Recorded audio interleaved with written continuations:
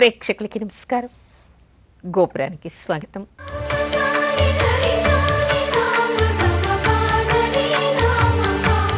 ఈ రోజు గోపురంలో సంప్రదాయాలు చెప్పుకునే ముందుగా అర్చనలో శ్రీమన్నారాయణుడిని మనం స్మరించుకుందాం.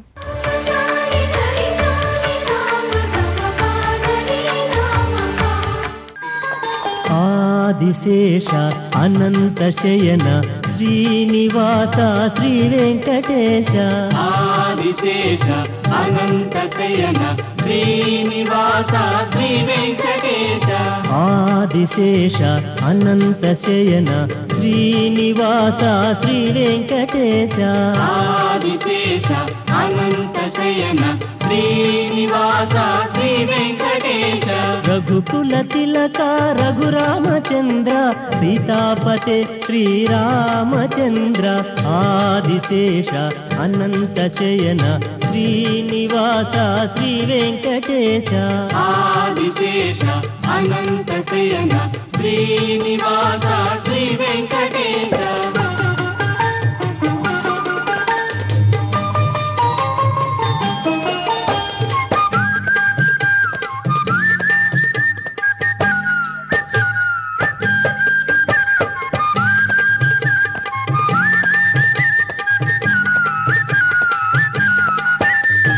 యదుకుల భూషణ యశోదనందన రాధాపతే గోపాల కృష్ణ. యదుకుల భూషణ యశోదనందన రాధాపతే గోపాల కృష్ణ. ఆదిశేష అనంత శయన శ్రీనివాస శ్రీ వెంకటేశ. ఆదిశేష అనంత శయన శ్రీనివాస శ్రీ వెంకటేశ.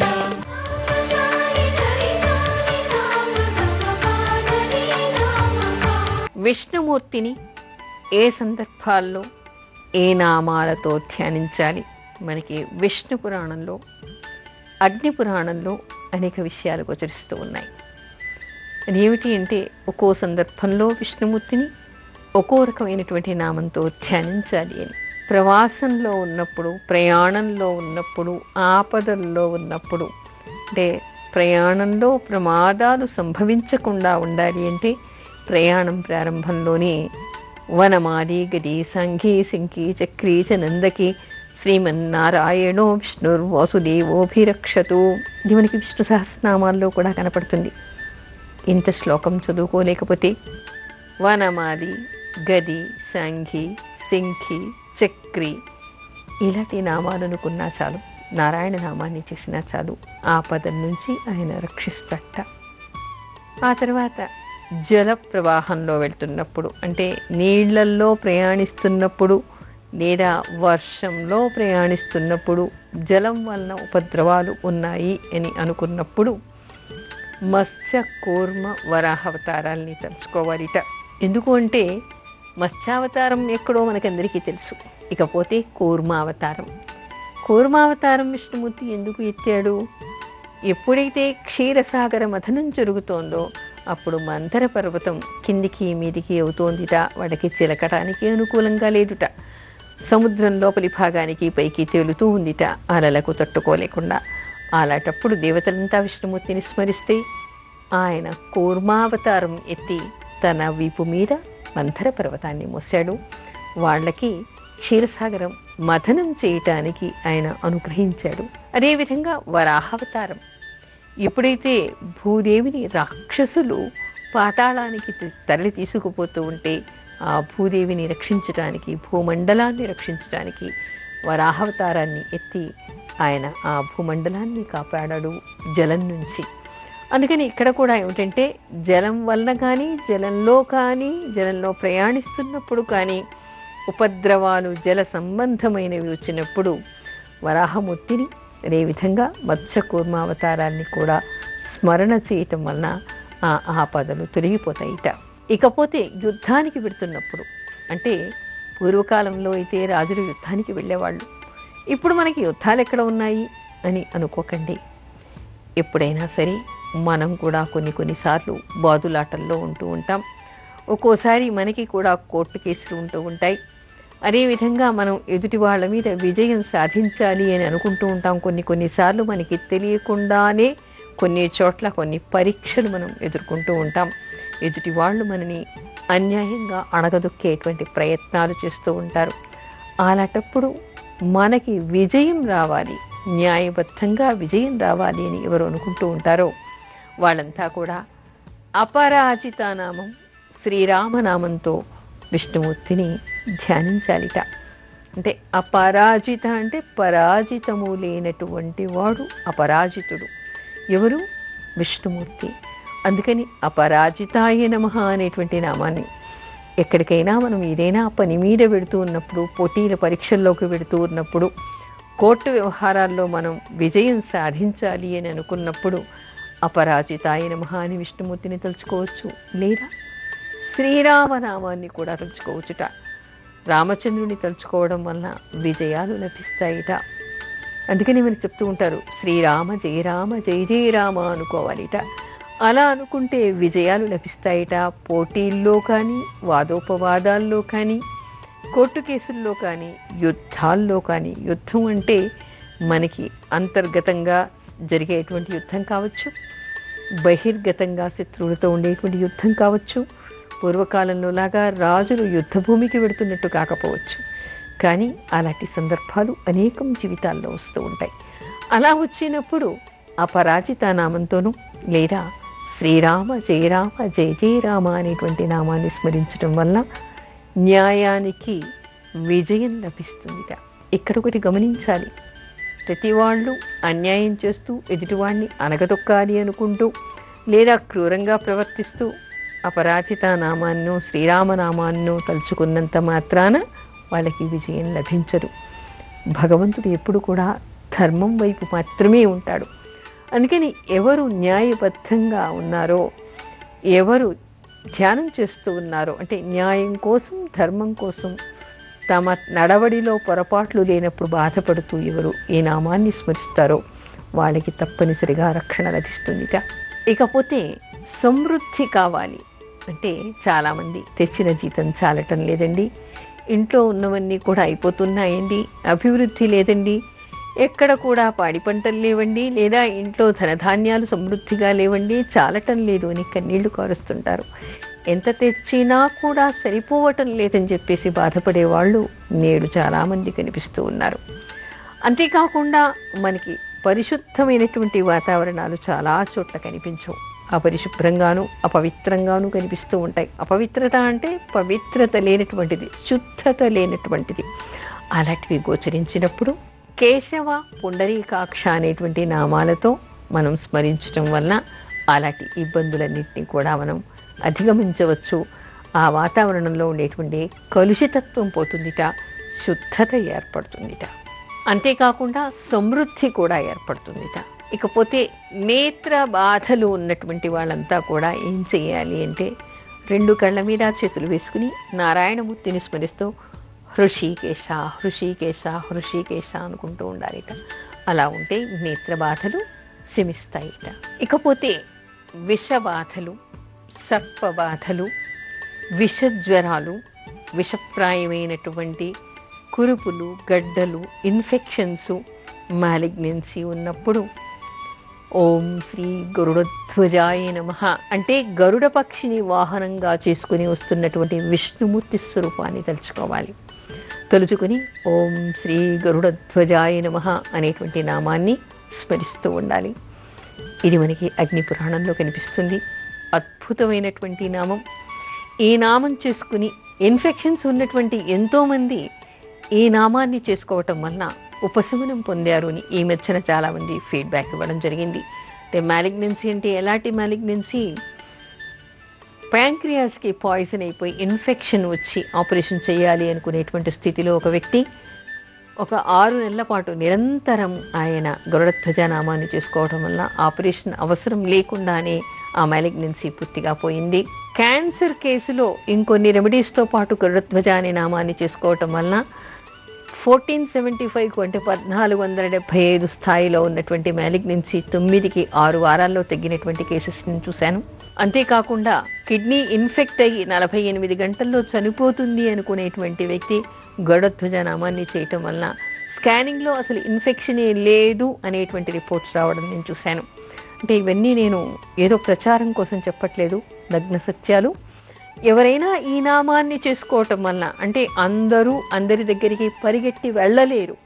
ఇది ఒకసారి విని గుర్తుపెట్టుకొని, ఈ చిన్ని నామాన్ని మీరు గుర్తుపెట్టుకొని విష్ణుమూర్తిని తలుచుకున్నారనుకోండి, విషబాధల నుంచి మీకు తక్షణమే నివృత్తి కలుగుతుంది. ఇది అగ్నిపురాణంలో ఉంది, నేను స్వయంగా చెప్పటం లేదు. అందుకని ఎవరికైనా శరీరంలోని ఏ భాగంలో అయినా ఎప్పుడైనా విషప్రాయమైనటువంటి జబ్బులు వచ్చినప్పుడు, విషబాధలు ఉన్నప్పుడు ఓం శ్రీ గరుడధ్వజాయ నమః అనేటువంటి నామాన్ని స్మరిస్తూ ఉండండి. అలా స్మరించటం వల్ల మీకు ఆ విషప్రాయమైనటువంటి జబ్బుల నుంచి విముక్తి లభిస్తుంది. ఇకపోతే శత్రువులు విజృంభించినప్పుడు, అడవుల్లో ప్రయాణం చేస్తున్నప్పుడు, భయంకరమైనటువంటి జంతువుల మధ్యలో ఉన్నప్పుడు, భయంకరమైనటువంటి వాతావరణంలో నివసిస్తూ ఉన్నప్పుడు నారసింహనామాన్ని స్మరిస్తూ ఉండాలిట. ఓం శ్రీ లక్ష్మీ నరసింహస్వామినే నమః, లక్ష్మీ నరసింహాయ నమః. అంత పలకలేకపోతే నరసింహ నరసింహ అని ఆ నరసింహావతారాన్ని తలుచుకుంటే చాలుట. వెంటనే తక్షణమే ఆయన అనుగ్రహం కలిగి అక్కడ ఉండేటువంటి భయాందోళనలన్నీ కూడా ఆయన తీసేసి రక్షణ కలిగిస్తాట. అందుకని నారసింహనామం భయంకరమైనటువంటి పరిస్థితుల్లో మనం ఉన్నప్పుడు ఈ నామాన్ని తలుచుకోవాలి. మీకు ఆ నామాలు బీజాక్షరాలతో మాత్రమే అక్కరలేదు. కేవలం ఆయన రూపాన్ని తలుచుకుని నరసింహ నరసింహ అనుకున్నా చాలు, తక్షణమే వచ్చి ఆయన మిమ్మల్ని రక్షిస్తాడు. ఇది నగ్న సత్యం. ఇకపోతే చాలామంది బ్యాంకులో డబ్బు వేసేటప్పుడు ఆ డబ్బు తీయకుండా ఉండాలని కాదు, శుభం కోసం దాన్ని ఖర్చు పెట్టేలాగా, అవసరానికి అది పనికొచ్చేలాగా ఉండాలి. అనవసరమైన వాటికి కానీ లేదా నష్టపోవడానికి కానీ ఆ డబ్బు తీయకుండా ఉండాలి. అదేవిధంగా మనం ధాన్యం గాదెల్లో పోసేప్పుడు, ఇళ్లల్లో అయితే డబ్బాల్లో కొత్తగా తెచ్చినటువంటి బియ్యం బస్తాలు విప్పి పోసినప్పుడు, పప్పులు పోసినప్పుడు, మనం క్యాష్ బాక్స్లో పెట్టుకుంటున్నప్పుడు ఏం చెయ్యాలి? అచ్యుత అనంత అచ్యుత అనంత అంటూ పోయారిట. అంటే చ్యుతి లేనటువంటి వాడు విష్ణుమూర్తి, అంతము లేనటువంటి వాడు అనంతుడు. అందుకని ఏమిటి, ఆ పోసేటువంటి వస్తువులకి కానీ ఆ డబ్బుకి కానీ నాశము ఉండదు. చ్యుతి అంటే నాశము లేకుండా, అచ్యుత అంటే నాశము లేనటువంటి వాడు, అనంత అంటే అంతము లేనటువంటి వాడు. నాశము లేకుండా ఎప్పుడు కూడా దీర్ఘకాలం అది ఉండేటువంటి అవకాశం, సమృద్ధి కలిగేటువంటి అవకాశం ఏర్పడుతుందిట. ఇకపోతే ఔషధ స్వీకరణ చేసినప్పుడు, ఎవరైనా సరే ఔషధం మింగేప్పుడు అచ్యుత అమృత అచ్యుత అమృత అనుకోవాలి. అంటే ఏమిటి, ఆ తినేటువంటి ఔషధం మనకి అమృతంగా మారుతుందిట. దానివల్ల రోగ నివారణ జరుగుతుందిట. దేనివల్ల? అచ్యుతుడి అనుగ్రహం వలన. మనం చ్యుతి లేకుండా, నాశము లేకుండా ఆరోగ్యప్రదంగా ఉండేలాగా చేస్తుంది ఆ నామం. ఇకపోతే అగ్ని ప్రమాదాలు ఉన్నప్పుడు, ఒక్కోసారి ఇళ్లల్లో కూడా అగ్ని ప్రమాదాలు జరుగుతూ ఉంటాయి, బయట కూడా అగ్ని ప్రమాదాలు జరుగుతూ ఉంటాయి. అలా అగ్ని ప్రమాదాలు జరిగినప్పుడు మనం మామూలుగా ఏం చేస్తాం? నీళ్లు చల్లేస్తూ ఉంటాం. ఫైర్ ఇంజిన్ని పిలిచినా వాళ్ళు కూడా నీళ్లే పంపు చేస్తూ ఉంటారు. అలాంటప్పుడు ఏం చేయాలిట? జలశయన జలశయన క్షీరసాగర శయన అని ఆ విష్ణుమూర్తి నామాన్ని స్మరిస్తూ నీళ్లు చల్లాలిట. అప్పుడు వెంటనే మంటలారిపోతాయిట. ఆ ప్రమాదం తగ్గిపోతుంది, ప్రమాదం ఆర్పేటువంటి అవకాశం ఏర్పడుతుంది. ఇకపోతే చాలామందికి ఉండేటువంటి సందేహం, సమృద్ధి లేదండి, ఉద్యోగంలో గ్రోత్ లేదండి, 4 ఏళ్లైనా జీతం పెంచటం లేదండి అని చెప్పేసి చాలామంది వాపోతూ ఉంటారు. అలాంటి సందర్భంలో అందరూ ఏం చేయాలంటే బలభద్రుణ్ణి తలుచుకోవాలి. బలభద్రాయ నమః, బలభద్రాయ నమః అనేటువంటిది తలుచుకుంటే సమృద్ధి ఏర్పడుతుందిట. ఆ తర్వాత వ్యవసాయం ప్రారంభించేటువంటి వాళ్ళందరూ కూడా హలాయుధాయ నమః, హలాయుధాయ నమః అని, అంటే హలంతో ఉండేటువంటి ఆ విష్ణుమూర్తిని స్మరణ చేయాలిట. ఇకపోతే వ్యాపారం చేస్తూ ఉంటారు చాలామంది. వ్యాపారంలో లాభాలు రావటం లేదండి, వర్తకం చేస్తున్నాం కానీ అన్నీ నష్టాలే వస్తాయి, ఎప్పుడు చూసినా నష్టాలేనండి మాకు అనుకుంటూ ఉంటారు. వాటి వలన అనేక గ్రహ బాధలు కానీ, సమయం బాగా లేకపోవడం కానీ, లేక అనుభవ రాహిత్యం కానీ, మన పక్కన ఉండేటువంటి వాళ్ళు మనకంటే తెలివైన వాళ్ళై మనని అణగదొక్కుతూ ఉన్నప్పుడు నష్టాలు వస్తూ ఉంటాయి. అలాంటప్పుడు ఉత్తారణాయ నమః, ఉత్తారణాయ నమః అని విష్ణుమూర్తి నామాన్ని స్మరిస్తే చాలుట వ్యాపారంలో న్యాయబద్ధంగా మనకి ఎంతవరకు లాభాలు రావాలో మన కృషికి తగినట్టుగా లాభాలు వస్తాయిట. ఇకపోతే సంపదలు కావాలి, అందరికీ సిరి సంపదలు కావాలి కదా. మరి సిరి రావాలంటే ఏం చేయాలి? లక్ష్మితో సహా ఉన్నటువంటి నారాయణుణ్ణి మనం స్మరించాలి. శ్రీశ అనేటువంటిది విష్ణు సహస్రనామాల్లోని ఒక నామం. శ్రీశాయ నమః లేదా లక్ష్మీనారాయణాయ నమః, ఈ నామాలతో లక్ష్మీనారాయణుని అర్చించటం వలన సిరి సంపదలు పెరుగుతాయిట. ఇకపోతే నిద్ర లేచే వేళ విష్ణవే నమః, విష్ణవే నమః అనుకోవాలి. నిద్రపోయే వేళ మాధవ అనుకోవాలి. కేశవనామాన్ని స్మరించటం వలన తొందరగా నిద్రపోయేటువంటి అవకాశం ఏర్పడుతుందిట, నిద్ర బాగా పడుతుందిట. అందుకని మాధవనామాన్ని తలుచుకోవాలి. భోజనం చేసేప్పుడు గోవింద గోవింద అనుకోవాలిట. లేదా భోజనకాలే రామస్మరణ అంటారు, రామనామాన్ని జపించాలి. లేదా గోవింద గోవింద అనుకుంటూ భోజనం చేయాలిట. ఇకపోతే సర్వవేళల యందు నారాయణ నామం చెయ్యాలి అనుకునే వాళ్ళు మధుసూదన అనుకుంటూ ఉండాలిట. మధుసూదన మధుసూదన మాధవ మధుసూదన అనుకుంటూ ఉండాలి. అప్పుడు ఆ మాధవుడి అనుగ్రహం కలుగుతుందిట. ఇకపోతే సర్వారిష్టాలు తొలగాలి అనుకున్నప్పుడు విష్ణు సహస్రనామం చెయ్యాలి. అన్నిటికంటే ముందు ఎప్పుడైనా సరే మనం దీనమైనటువంటి స్థితిలో కష్టాల్లో ఉన్నప్పుడు 2 చేతులెత్తి అన్యథాశరణం నాస్తి, ఇంకా మనకి ఏది దిక్కు తోచదు, చుట్టూ ఎవరూ లేరు, కాపాడేవాళ్ళు ఎవరూ లేరు.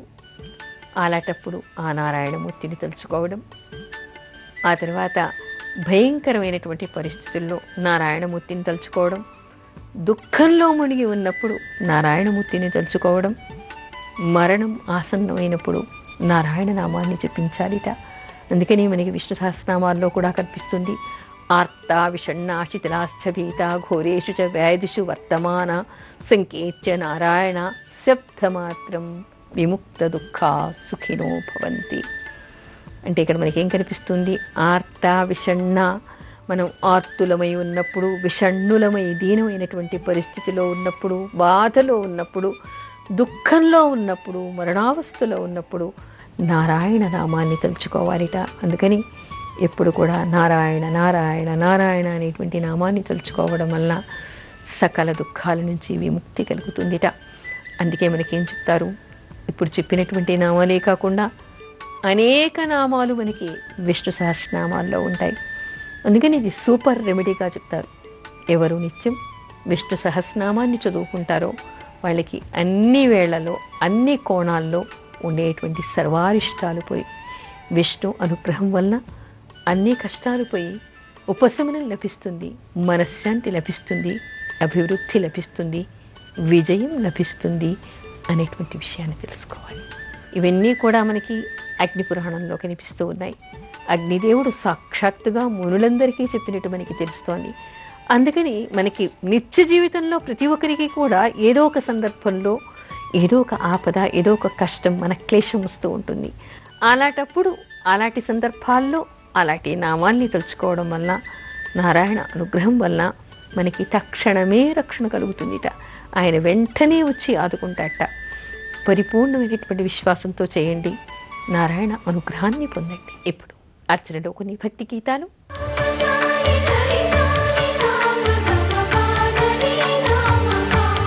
శ్రీనివాస గోవింద, శ్రీ వెంకటేశ గోవింద, భక్తవత్సల గోవింద, భాగవత ప్రియ గోవింద, గోవింద హరి గోవింద, వెంకటరమణ గోవింద, గోవింద హరి గోవింద, వెంకటరమణ గోవింద, నిత్య నిర్మల గోవింద, నీలమేఘ శ్యామ గోవింద, పురాణ పురుష గోవింద. వెంకటాక్ష గోవింద గోవింద హరి గోవింద వెంకటరమణ గోవింద గోవింద హరి గోవింద వెంకటరమణ గోవింద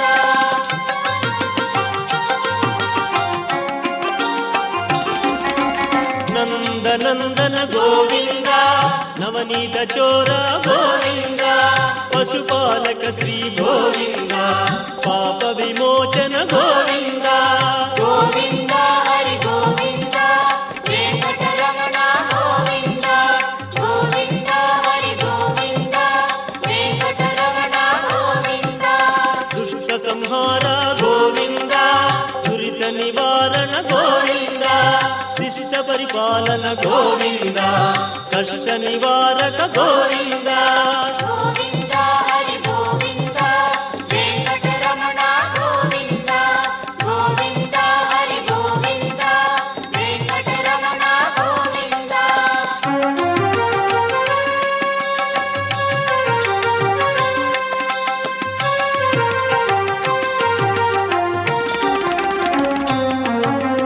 వజ్రమకుటధర గోవింద వరాహమూర్తి గోవింద గోపీ జనప్రియ గోవింద గోవర్ధనోద్ధార గోవింద గోవింద హరి గోవింద వెంకటరమణ గోవింద గోవింద హరి గోవింద వెంకటరమణ గోవింద